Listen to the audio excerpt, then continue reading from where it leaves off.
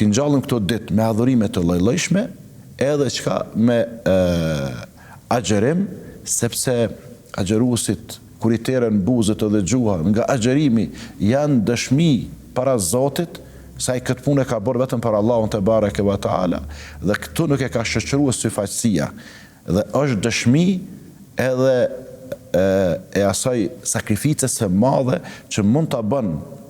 krijesa, besimtari musliman për krijuesin absolut, për Allahun te bareke ve taala. Andaj një prej dobive të agjerimit, përveç faljes së mëkateve që kemi në raport me krijuesin, në raport me Allahun te bareke ve taala,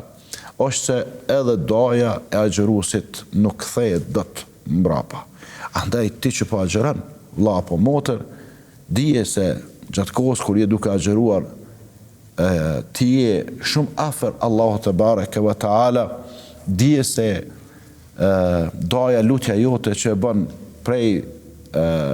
syfyrit deri në iftar është prej duave, prej lutjeve që pranohen tek Allahu te bareke ve taala.